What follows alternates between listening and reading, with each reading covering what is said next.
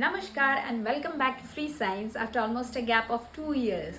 So this time I'm bringing something for class 10 students and it will help you in your board examination. So in this video I'm going to solve your CBSE sample paper which is published by CBSE for the year 2023 to 24. So students, without wasting our time, let us start the questions.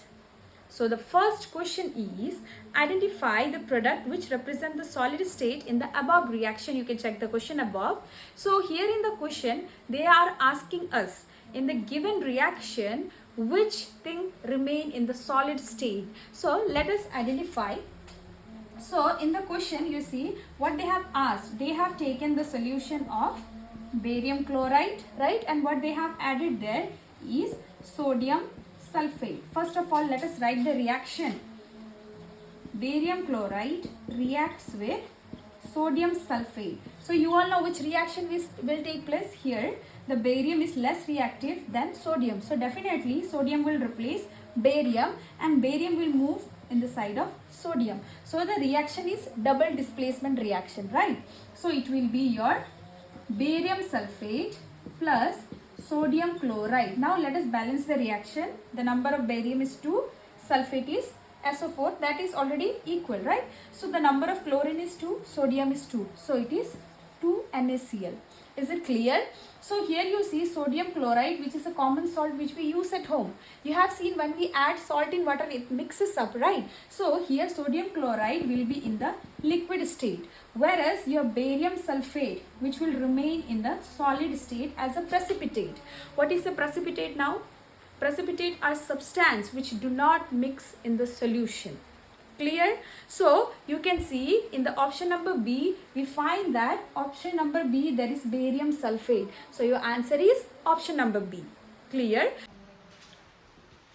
So moving to question number 2, the color of the solution observed after 30 minutes of placing zinc metal to copper sulfate solution. So we all know that 3 options are given here: blue, colorless, dirty green and reddish brown. So remember that copper sulfate is already blue in color. Okay, when we add copper sulfate in water solution, the color becomes light blue. Next, when we get dirty green color, you see when iron react with copper sulfate, it forms what? Iron sulfate plus copper. Okay, this iron sulfate is dirty green in color, whereas the copper which remain as a precipitate, it is red in color. So what option is remaining with us? Blue is cancelled, dirty green is cancelled, red is cancelled. So what is remaining? When zinc react with copper, okay, copper sulfate, sorry, it forms zinc sulfate plus copper. So this zinc sulfate is colorless in color. Okay. So now moving to question number 3, mild non-corrosive basic salt is mild non-corrosive basic salt. So option are given here: calcium hydroxide, okay, the lime which we use to paint the fence sometime, or it is also used with betel nut. So what happens if it is taken in large amount? Okay, your skin will peel off, means what? It is corrosive, right? Next is sodium chloride, salt which we use in our home. What will happen if it is taken in large amount? Okay, it is also corrosive in nature at certain temperature above 400 degrees Celsius. Sodium chloride also is reactive or corrosive in nature. Third number is sodium hydroxide. You all know sodium hydroxide is a strong base. So what is remaining with us? Option D, that is sodium hydrogen carbonate, which is also called baking soda. Okay, it is used for baking in cakes and bakery. So it is what? Mild non-corrosive basic salt. Moving to question number 3, our question number 3 is, on adding dilute sulfuric acid to test tube containing metal X, a colorless gas is produced when a burning matchstick is brought near to it. I think the question is incomplete. Actually, when a burning matchstick is brought near to it, it will produce a pop sound. Okay, which of the following correctly represent metal X? So let us do the complete reaction. See, when your sodium react with, so the first option is sodium, so let us start the equation from there. So when sodium react with sulfuric acid, what happened? Sodium sulfate and hydrogen gas is formed. Okay, so why Sodium is more reactive than hydrogen, so it displaces hydrogen here. Okay, here you see when sulfur react with sulfuric acid, here I have balanced the equation. What we get? Sulfur dioxide and water. Water is not a gas, so it is removed. Okay, now copper when react with sulfuric acid, remember that here they have given in the question dilute sulfuric acid, and copper do not react with dilute sulfuric acid, okay, as it is less reactive than hydrogen, so there will be no reaction. And silver, okay, silver also being less reactive than hydrogen, there will be no reaction. So what remains? Hydrogen gas we get in the first option. So when this gas is passed through a burning candle, a pop sound is produced. Okay, clear?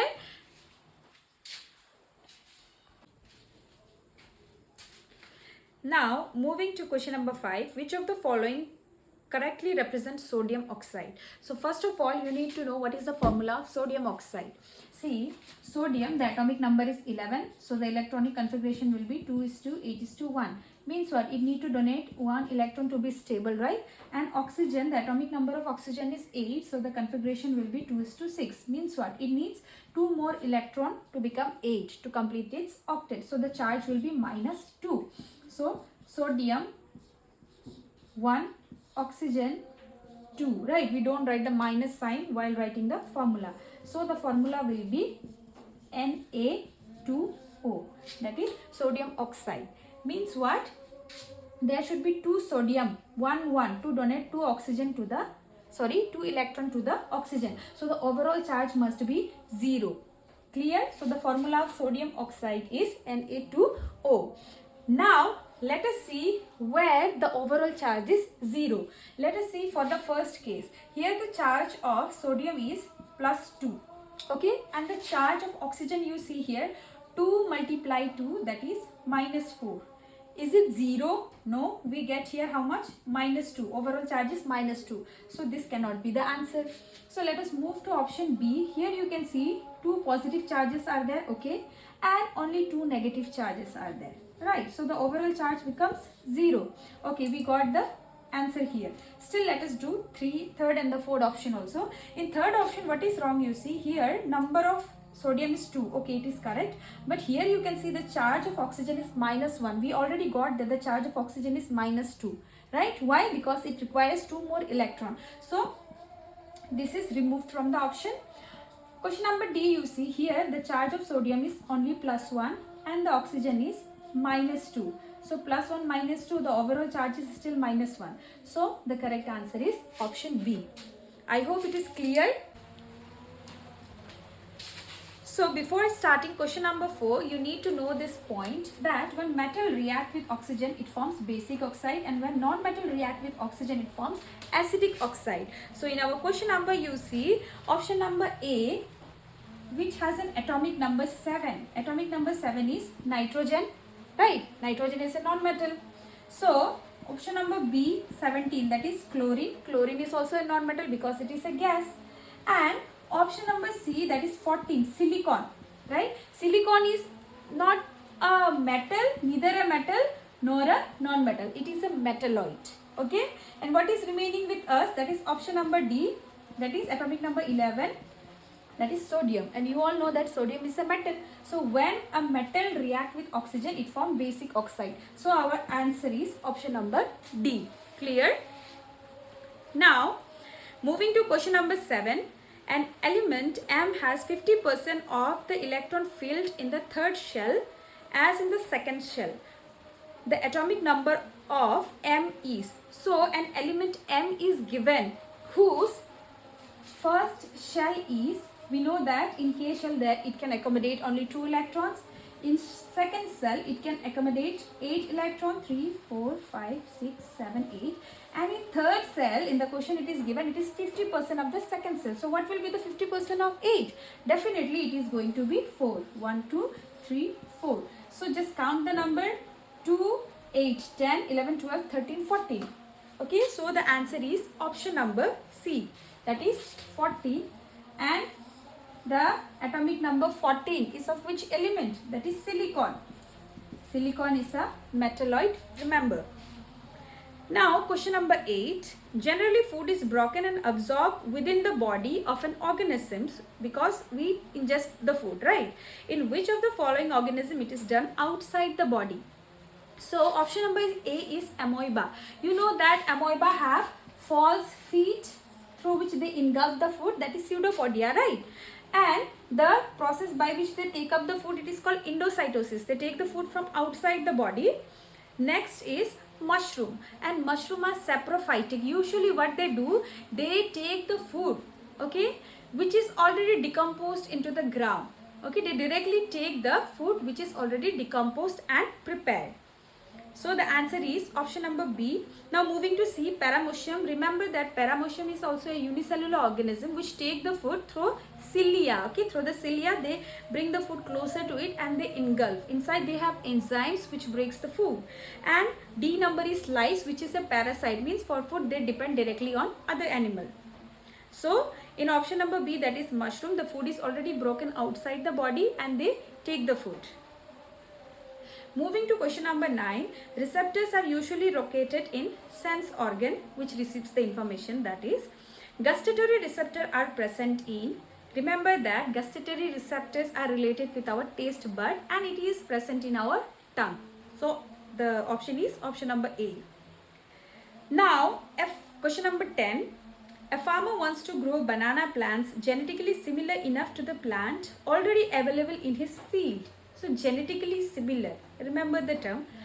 So the child will be similar to the parents, or the offspring should be similar to the parents according to the question.